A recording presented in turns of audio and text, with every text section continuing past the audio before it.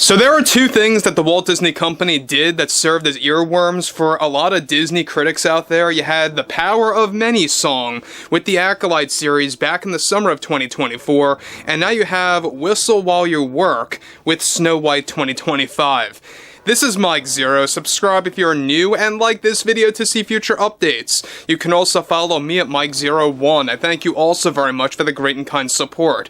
Now about Snow White, we know that there was a recent 68% dip, roughly speaking, at the box office, which is abysmal for the second week. We already know that there's a lot of things going on right now with this overall movie when the box office results keep rolling in. We know this is going to be the greatest failure by the Disney Company for multiple reasons, not just limited to Rachel Zegler, because we gotta be real here. A lot of it had to do with the fact that they poured so much money into this thing. They actually had a budget of $300 million plus, even more than that, when you actually, tack on the reshoots, which were done over 3 times, and also marketing expenses, and everything to do with the press tour, the travel expenses, and arrangements for Rachel Zegler, etc., etc. And there's a lot more to discuss when it comes to everything that's happening with this movie when it involves both Rachel Zegler and Gal Gadot. Now, interestingly enough, we know that this movie in particular is going through a lot of trouble, alright? One thing is for certain is that we know that Rachel Zegler is not helping at all. In fact, she's only making it worse. The more things that she says, it's only tanking the film further and further. And you even had a son of a producer calling her out on social media just the other day, quite frankly, that really put her in the hot seat in the best way, honestly. But what's interesting about this is the fact that with the Snow White drama only getting worse, both behind the scenes and in the public eye, for both the Disney Company and for Rachel Zegler, one massive development that is now active involves more to do with Rachel Zegler and what she had to deliver after her financial collapse is beginning to set into reality as more and more studios are backing away from Zegler and Snow White is losing more money than expected for the Disney Company.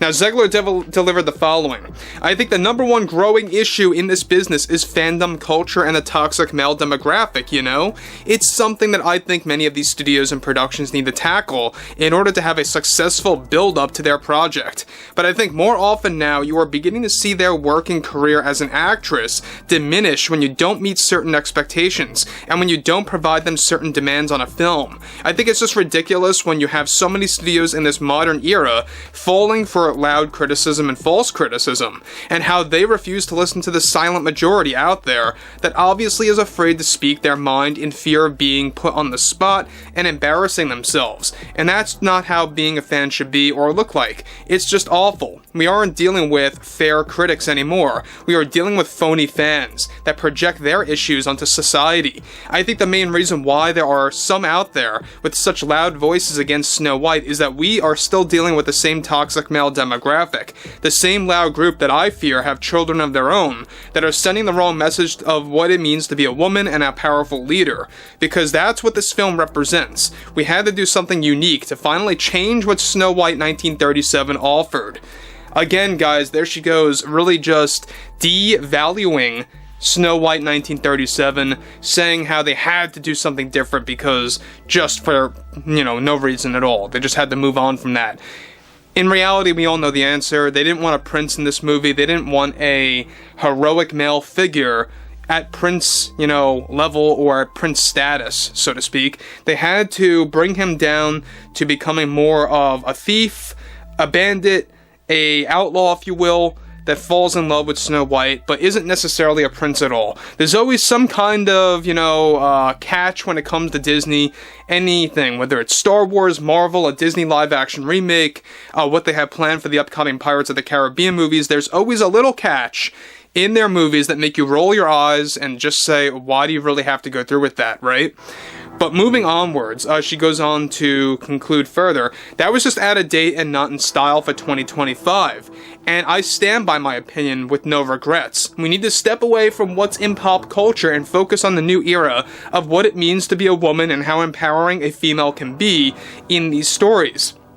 And Disney tried. We tried, and I am just so frightened to see that we have so many citizens on one side of the country that are doing everything they can to jeopardize something that should be entertaining to others that want to enjoy themselves in the theater. Now, guys, I think that she's already contradicting herself because she says there are so many from one side of the country, and then just before it's all about how it's just a small minority of loud, opinionated, toxic male demographic individuals within the general public that are voicing their opinions. So I think that she's just saying whatever she has to say at this point to just get her point out there, just to blow off steam. I think that's what it all kind of comes down to. And we all know it. They know that this movie is sinking like the Titanic. There's no way of stopping this. You know, you really can't stop this at this point because the word of mouth is so great out there when it comes to not just social media and the internet.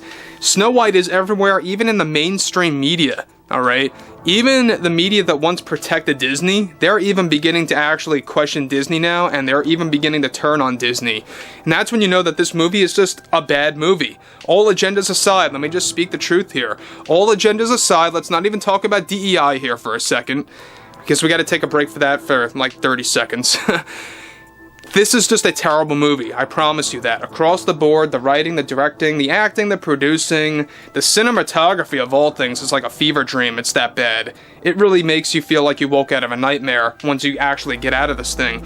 But our film, she says, Snow White, is the greatest challenge I ever faced in my life. But it was a rewarding challenge getting to work with Greta, she's talking about Gerwig, who is a proud feminist and activist that really delivered some great aspects into this project. And of course, this is going to upset social media, because when you take a closer look at misogyny, it's an issue that's going to take a long time to just go away, unless we truly teach a lesson over and over to the public out there that needs to know the truth. This film is meant to teach a younger generation about respect and how a woman holds so much potential. Again, can you say insufferable anymore at this point when it comes to Rachel Zegler? I think that there's always going to be a time where she comes across as even more insufferable because that's just her nature. She is a narcissist. She even joked about being a narcissist, by the way, months and months ago. It might have been on one of the talk shows.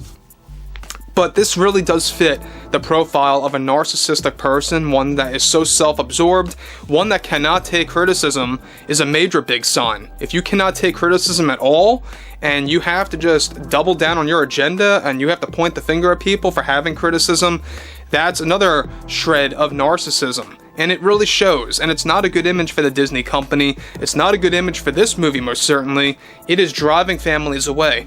I found it quite funny how she said, I hope that the toxic male demographic doesn't have children of their own because they're sending the wrong message.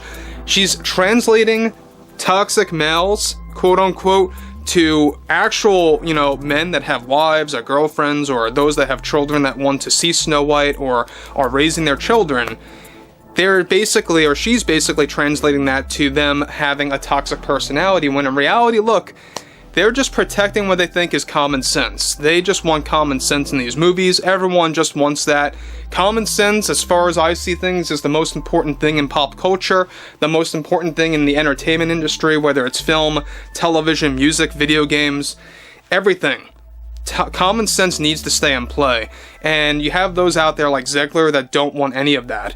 But overall, I would like to hear what everyone has to say about all of this below in the comments, and if you guys did enjoy the content for today, make sure to drop a thumbs up on this video to support the channel, and I will catch you guys later.